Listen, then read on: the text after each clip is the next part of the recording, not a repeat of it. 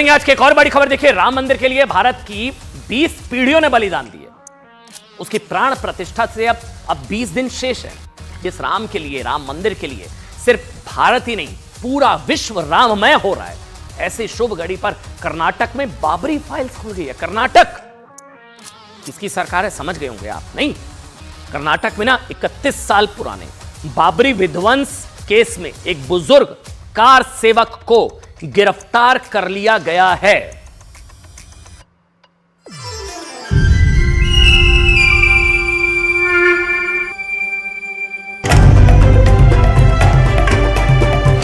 ಮೂವತ್ತೈದು ವರ್ಷದ ಹಳೆ ಕೇಸನ್ನು ಇವತ್ತು ತೆಗೆದು ಜನರನ್ನು ಅರೆಸ್ಟ್ ಮಾಡುವಂಥ ಒಂದು ಅತ್ಯಂತ ನೀಚ ಕೃತ್ಯಕ್ಕೆ ಕಾಂಗ್ರೆಸ್ ಪಾರ್ಟಿ ಕೈ ಹಾಕಿದೆ।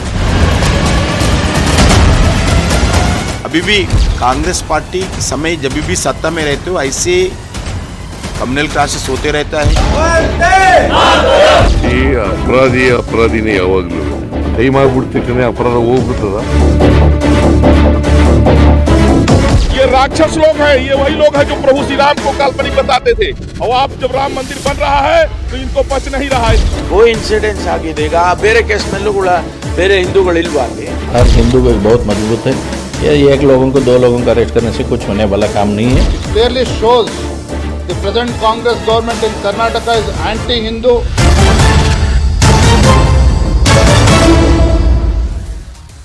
आप जानते हैं बीजेपी आरोप लगा रही है कि 31 साल पुराना केस, उस मामले को लेकर जो आरोपी थे उनको दूसरे मामलों में गिरफ्तार कर लिया गया। ये राम मंदिर की खुन्नस निकाल रही है कांग्रेस, बीजेपी आरोप लगा रही है। अब सवाल है ना कि भाई 20 दिन बाद जब पूरा देश श्री राम महापर्व मनाने जा रहा है, जब राम मंदिर की प्राण प्रतिष्ठा में सिर्फ 20 दिन शेष रह गए हैं, जब पूरा देश राम मंदिर से जोड़ने के लिए महा अक्षत अभियान चलाया जा रहा है, अक्षत कलश यात्रा, उसी वक्त कर्नाटक में बाबरी फाइल्स खोलने की क्या जरूरत है भाई? क्या यह महज एक संयोग हो सकता है, इत्तेफाक, या फिर तुष्टीकरण का सोचा समझा प्रयोग? हमें नहीं पता। अब यह सवाल क्यों? क्योंकि राम मंदिर की प्राण प्रतिष्ठा से ठीक 20 दिन पहले, अब सुनिए खबर, कर्नाटक पुलिस ने 50 साल के एक बुजुर्ग कार सेवक को, जिन्होंने कार सेवा की, उनको अरेस्ट कर लिया है। ठीक, इनका नाम, इन कार सेवक का नाम है श्रीकांत पुजारी।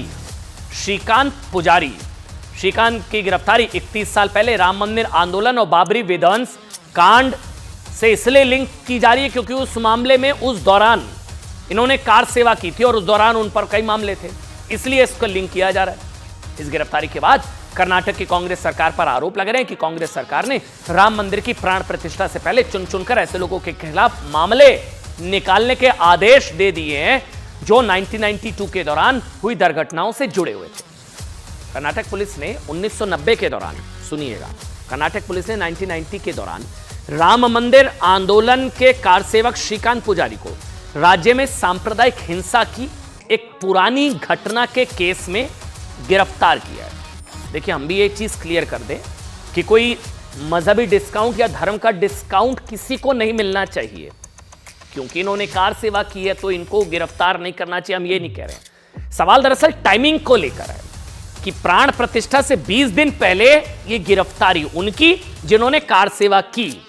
श्रीकांत पुजारी जब 20 साल के थे ना, तब 1990 के राम मंदिर आंदोलन से जुड़े हुए थे।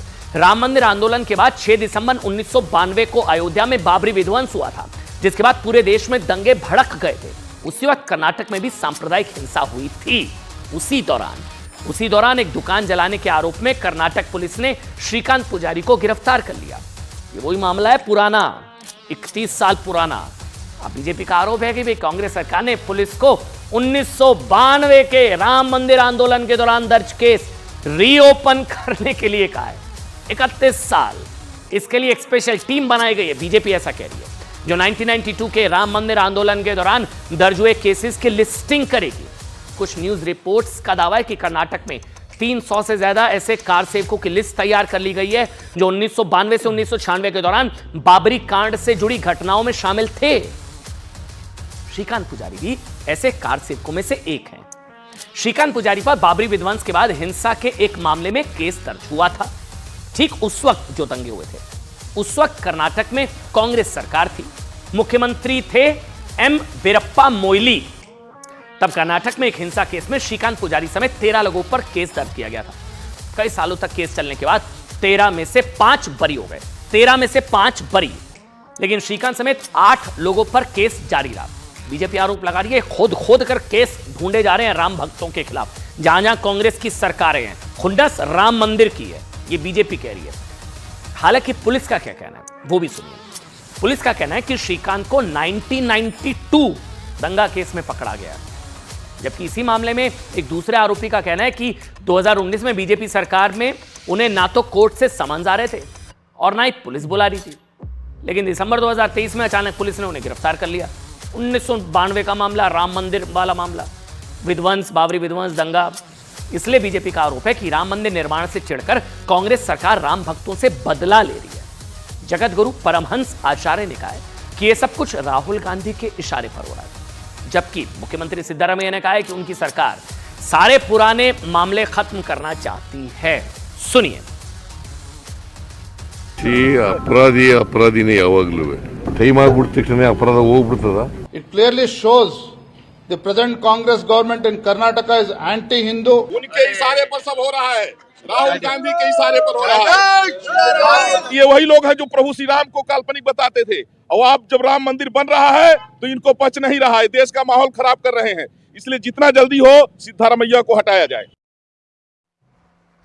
यानी कि कर्नाटक की कांग्रेस सरकार के संकेतों को समझे तो वहां पर कार सेवकों पर शामत आने वाली है। और कर्नाटक की सरकार की तुलना यूपी की योगी सरकार से करते, तो यूपी में कार सेवकों का सबसे बड़ा सम्मान हो रहा है। कोठारी बंधुओं की बात करना यहां पर जरूरी है, लेकिन उसके बावजूद किस तरह भड़काऊ भाईजान भड़काने के काम पर लगे ना, वो भी आज आपको देखना चाहिए।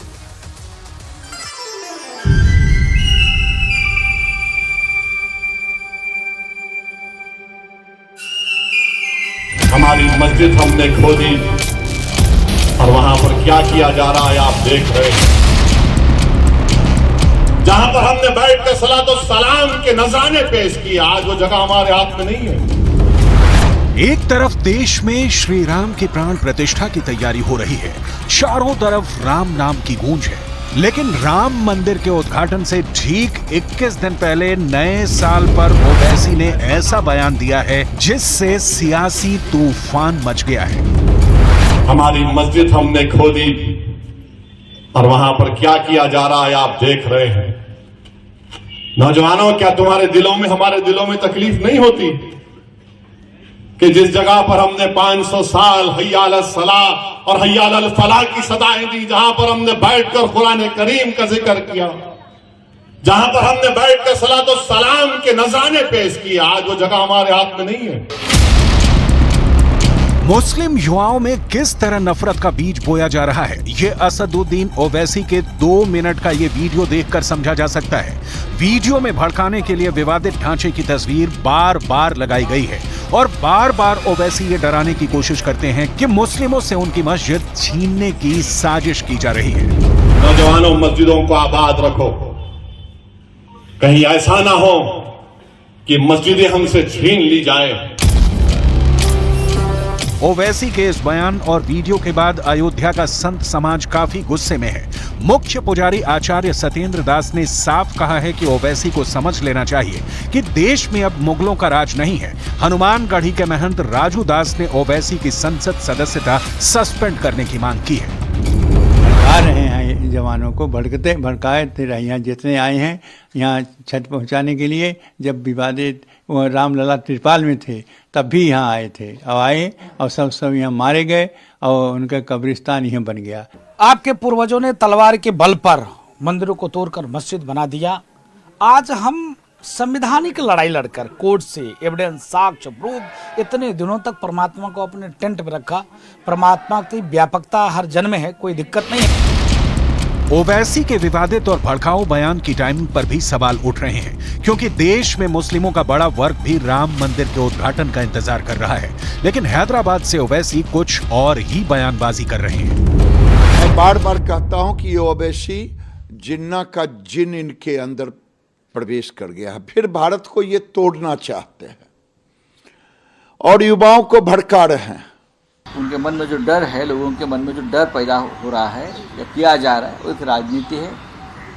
जरूर अयोध्या में राम मंदिर बना है, लेकिन उसका मतलब ये नहीं कि और किसी धार्मिक स्थान के ऊपर कोई जाकर कब्जा करेगा। इन सियासी घमासान के बीच हिंदू सेना ने दिल्ली पुलिस में शिकायत दर्ज कराकर ओवैसी के खिलाफ एक्शन की मांग की है। हिंदू सेना का आरोप है कि ऐसे भड़काऊ बयान देकर ओवैसी माहौल खराब करना चाहती है। ओवैसी देश के मुसलमानों को भड़काने का काम कर रहा है। बार बार वो ऐसे बयान दे रहा है जिससे कि देश में दंगा हो जाए, देश का माहौल खराब हो जाए। ओवैसी जैसे कुछ मुस्लिम नेताओं की हताशा तेजी से बढ़ती जा रही है। वे और भी ज्यादा हताश हो जाते हैं जब वे देखते हैं कि मुस्लिम समाज का एक वर्ग भव्य मंदिर के स्वागत की तैयारी भी कर रहा है। बैरिस्टर ओवैसी से सवाल पूछे जा रहे हैं कि जब सुप्रीम कोर्ट के आदेश के बाद राम मंदिर का निर्माण हो रहा है तो किस आधार पर वो बाबरी ढांचे का जिक्र कर रहे हैं। हिंदू संगठनों का कहना है कि ओवैसी की बात को अब मुस्लिम भी सीरियसली नहीं लेते हैं, इसलिए विवादित बयान देकर ही वो अपनी सियासत चलाने को मजबूर है।